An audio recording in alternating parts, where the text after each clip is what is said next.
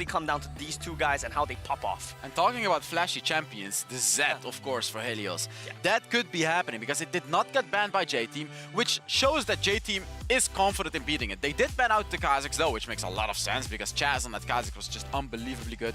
And RRQ left open the Senna. Yeah. And that's a bit of a question mark here to me, right? You surely must have something prepared against the Senna. The Chinese teams are undefeated with the Senna. Infinite scaling, you pair it with the Nasus, Gragas, really anything you choose. RRQ opting to go for the Camille over that. Keep in mind, they did win a game where they were just losing every team fight. True split pushing, true side lane. Now you're playing against a Chinese team, sure, but the Camille first pick allows you to do that. Wukong 3-lane flex right now, I think. And right now, we're seeing that RRQ might have that same strategy up their sleeve once more. I am really interested again with the Marky and Barry matchup. Also because Barry here, he is on a personal mission as well. I remember him saying that he wants to be the best Vayne in the world. I doubt that we're going to see the Vayne, but we will probably see this matchup be very, very important to this. And right now, we're seeing Rakan and Ziggs locked in for RRQ. I thought that they would have something a little bit more cheesy prepared into the Senna pick, maybe a Sona, maybe a Soraka that we've seen them play, but it's just going to be the Ziggs, one of Marky's best champs, and with the Rakan locked in, keep in mind, this is a flex pick for RRQ. And the thing about Ziggs is though, I actually don't like this pick, because Senna can outrange a Ziggs, yeah. Gragas or Nasus both counter Ziggs, as Nasus doesn't really take any damage and Gragas can engage, and then Wukong as well, he can dive the Ziggs so easily.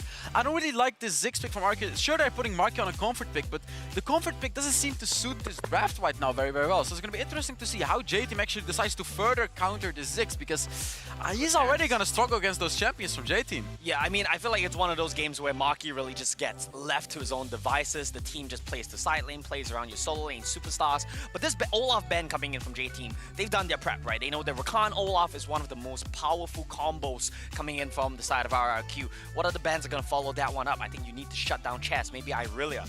So J-Team also banned away the Varus, which is probably part of the reason why RRQ picked the Ziggs, because Ziggs is going to have very good wave clear. I mean, they could have first picked Senna, right? That's the question here to me. They chose to go for the Camille instead, so it seems like RRQ wants to go for that heavy dive composition with the Rakan, with the Camille, and then follow it up with the Ziggs ultimate. Now the Galio is also open, but I don't think the Galio is going to happen unless it happens in the mid lane. We've seen it. Oh, well, it gets banned. It's not going to happen. Yeah. So like, RRQ is probably going for the super massive aggressive playstyle, which they have to do against J-Team. We keep talking about this, right? Like, if you skill into the late game with J-Team, you're gonna be behind in gold. Somehow, some way, J-Team always does it, but that's a Riven. Just so many flex picks coming in across the board for the side of J-Team right now. Keep in mind that Pond does play this Riven. He might want to pull that one out again here.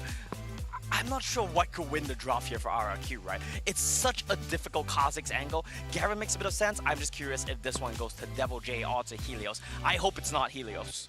Well, with Marky doing his special hand signs over there, it appears as though RRQ are up to something. And I just want to point out as well, RRQ did mention that, you know, they're really just having fun here, and they don't know when an opportunity like this is going to happen again. I believe that is what one of their coaches mentioned. That's why you hear them shouting and rapping and feeling good on stage. But Hells, are you feeling good about this from RRQ right now? I'm not. I am not either, because like they picked the Jace, and if they don't snowball in the early game, yet again, like what are they going to do in the late game? And here there is the Lucian as well, who's going to do incredibly well on the side lane, in the mid lane. He can 1 versus 1 so easily, and all the champs of J-Team hard counter the Ziggs. I don't see it happen. I just pray that this is not going to be a Jace jungle for Chaz again. I think the best case scenario right now, you get a Camille on Chaz, and he tries to make something happen there. I'm very skeptical about this draft from the side of RRQ. I feel like they don't have many win conditions. We said potentially side laning could be a win condition, but then the rest of the picks don't quite play to that. J-Team have more firepower, they have more scaling, they have more team fighting, CC, everything, and I think that this just looks like a J-Team draft. Yeah, I agree. Well, we are going to see if SEA can indeed be the first region to take down a WRL team. We'll send it over to Kangas and Riku and see how much copium they're on. RRQ fan, you're looking at the numbers like, all right, we have a 75% chance, or 73.891% chance to win this game. There we go. Quick math. Good job. Broadcast. But we are into game. RRQ versus JT. Round 2 fight between SEA and China representatives to see who will join Team Nova in the knockout stage. Very aggressive on Dawn, removing the Scryer's orb immediately. The plant. Again, WRL style, top and jungle. Hello, that's the Wukong and the Riven. And one of the awkward things about some of the combos that we saw earlier, like the Jace and the Olaf, is that you don't have CC. Look at Cherry and Dawn. They're playing champions that have self-setup and a lot of damage to contribute. But Devil J's and the Garen, your job is to not die. So that is the light at the end of the tunnel for me in the early game. And he's winning the early game He too. So Devil J is. actually winning these trades. Ignite There's not even. the Ignite. That's barrier used by Dawn. Going in for the all-in. Silence. Devil J survives it. That's a crucial moment in the Garen versus Riven matchup, Yep, trading the summoner spells. Oh, but look at bottom lane though. Marky getting a lot of hurt here. And you're right, it is a trade of summoner spells. This is looking really good so far for Devil J. And what I'm curious to see is now how does Chaz and Helios propel into this game? Because again, there's a lot of pressure onto these two players to carry, because Marky is going to be on a poking champion. He's going to shine later on during Elder Drake fights. And we've seen Chaz and Helios, the dangerous duo, the best mid and jungle duo we have from the WCS here now against the WRL J-Team of the 5th seed. On the carry champs that they could use. Yep. They can get those leads, but Marky, don't make it hard for Oh. him. Flash engage coming in from DY. DY. That was aggressive from J-Team. DY deep in Chaz, enemy though. territory. Will trade kills. Chaz makes it a 1-for-1. I swear, DY is so scary to go up against in a 2v2 lane. He will pull the trigger at the time that you least expect it. And they get a kill, first blood, on to the champion that will be building AP and also farming up. That was some mechanical play right there. You'll love to see it coming in from DY. If that barrel also landed on Exodus, oh, it did actually land on Exodus. I thought maybe they just get another kill on top of it, but not quite landing Exodus in. All that experience, man. This player, Yeah. was at Season 2 Worlds for League of Legends. Exodus has been in the game for so long and survives the dive. No surprise. Imagine from, we're talking about League of Legends Worlds, Yes. and now into Wild Rift Icons. Many years ago. What a journey. And when we look at RRQ as a team, this is again comprised with a lot of experienced players from League of Legends. We're talking about Kaigu, Three Finger as well, their coaches, and the new kids on the block, you know, for the new esports players of their generation. We got Chaz, Devil J, and Helios, and it had created this big super team from the Philippine region. And again, they've shown us what Mika said, a lot of personality, a lot of love, a lot of fun, but they also deliver in the game. And I feel like this is definitely one of their biggest tests. Well, they were able to get a defeat off of JD Gaming last time during the play-ins, one game within the series. We'll see if they can do it again, and even better, maybe 2-1 them. As could start with a gank here in the mid lane. Pan in the Hextech ultimatum One onto the more? turret, flashes away. He's alive. Survives the aggression from RRQ. Pan, that was well played. Ooh, that was too close. I mean, a Lucian is a very vulnerable pick in the mid lane when you're up against a very strong champion that is able to lock you down. And that is the best part. Pan survives. Therefore, all the flashes, all the summoner spells, all for naught on the side of Chaz and Helios. And you get back to lane with your hull breaker, so it's going to be even harder. That was the window where you can actually try and kill the Lucian. It's going to be really hard to kill the Lucian at this point. The root lands there onto Marky. Good on Exosen to deny the follow-up from DY. If that explosive cast comes out, he throws it anyway. Little wide, though, so Marky gets pushed to safety. But look at the oppression. I don't see Senna lanes played like this from Very other aggressive. regions. They're winning the trades heavily.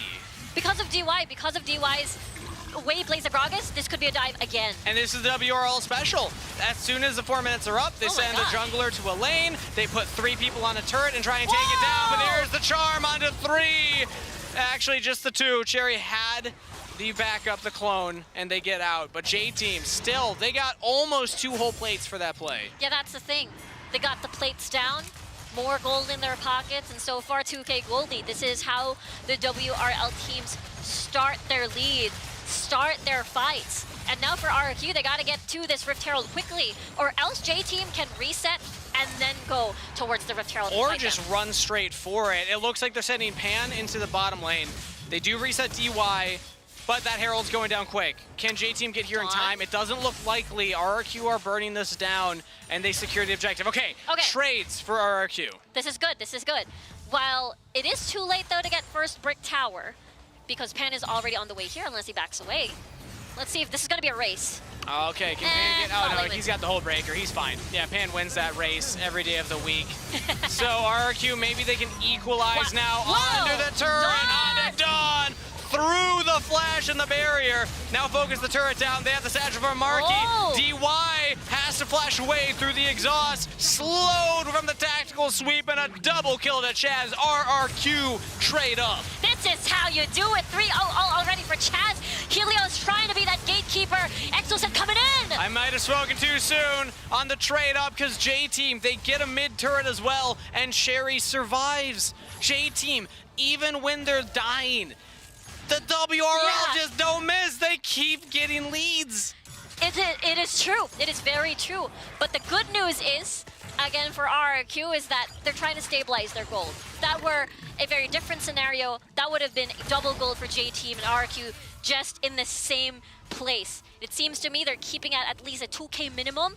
And I think that's still a win for RRQ. It's still a window that you can operate in if you're RRQ. It is because of the kills from Chaz, right? That's how they equalize that goal. That 3 kills, all the gold that RRQ have gotten is funneled onto Chaz. This is the guy that you want to funnel your gold onto. I know he's not on the Kazakhs, but Camille ain't too bad as a secondary carry option for him. Chaz has been delivering at Icons, and he's going to have to deliver now. Yeah, a lot on the line here. Again, I mean, it's not an elimination bracket just yet. After this, that's the one. But if you do win up against J-Team here in this series, that basically sends you with that big momentum going over to knockouts, giving you that big confidence and that big accomplishment of being the first one to deal first blood on a WRL team.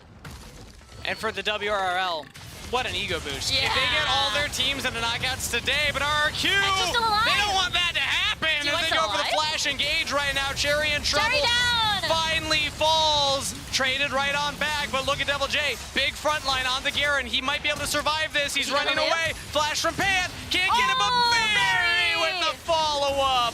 And again, J-Team trade kills, and they trade up.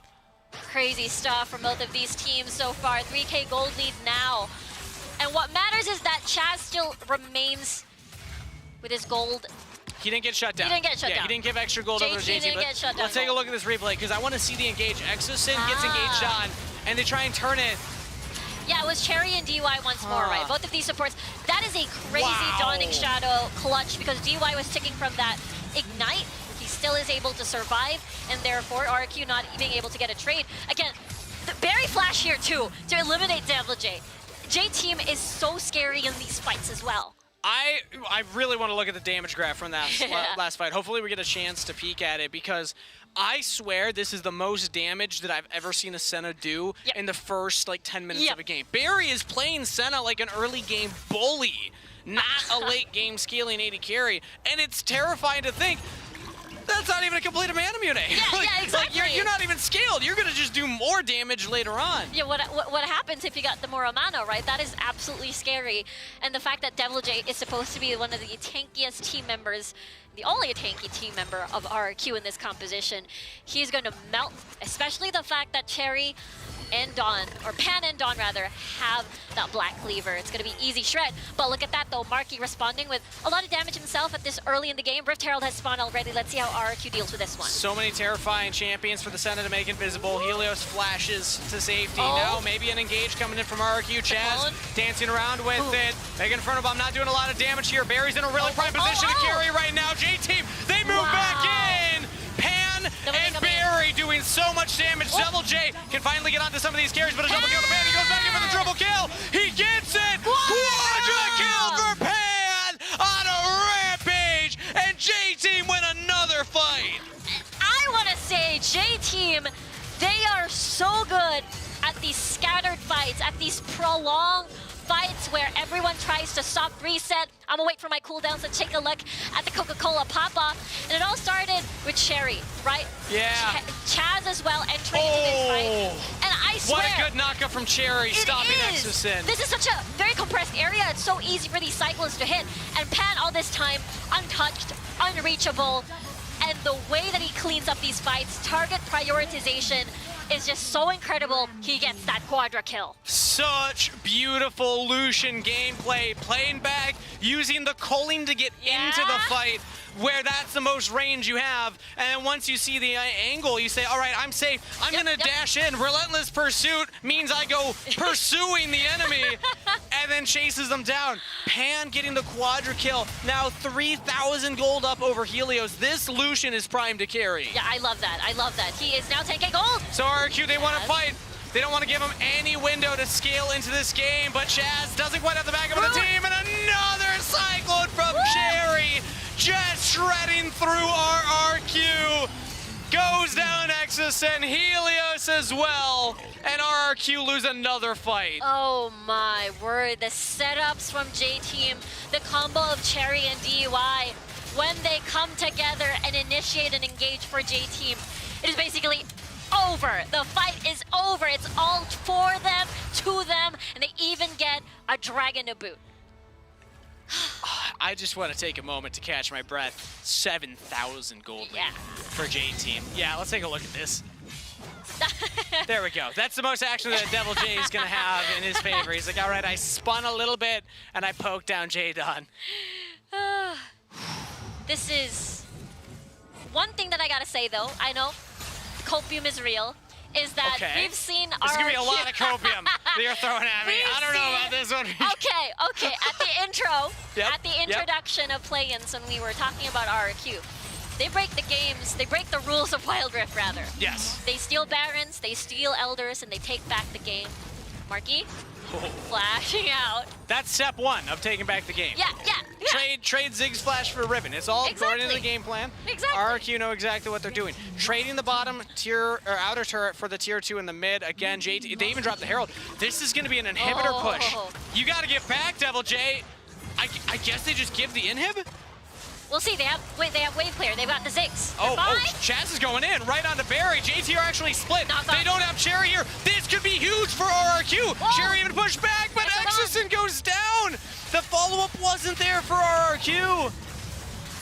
Chaz is still trying, though. Hook shot in just to clear the wave, but that was the potential window. But J-Team, 9k gold lead. If you don't kill Pan, you're going to be in deep trouble because a lot of the damage output, a lot of the meaty damage output is all coming from Pan at the moment. This Cyrilda's Grudge even completed. A lot of Black Cleavers completed as well. Devil J is just going to melt. And 4 stasises on J-Team mean that even in those windows where you can try and collapse in on them, there's nothing to collapse on. Because as soon as that Hexag Ultimate comes down, Barry pops the stasis, and then Camille's like, all right, well, I guess I got a hook shot away because otherwise I'm gonna die. And then Exon's like, wait, no, I'm going in. Where's the follow-up? And Helios and Marky, who are meant to throw out that range damage, just weren't able to burst down, blow up any members of J-Team. Not for lack of trying, but like you said, the gold differential probably coming into play there. Yeah, the stasis, just as you mentioned, just throws all the combos off. Okay, Chaz. He says round 2. You don't have stasis on cooldown anymore. Let's go right on to Barry, but he's too tanky. Barry survives through it all. Chaz says, I'm gonna do my best, guys. At least trading his life. How is the side on Yurga front going? Double kill to Cherry as J-Team running through the front line. Devil J spinning under his turret. Gets to safety. The turret will defend them. As they also have Helios and Marky here throwing out that range damage. DY goes in for the engage. Close the cast on the Helios. And J-Team trade Barry for 3 and a turret.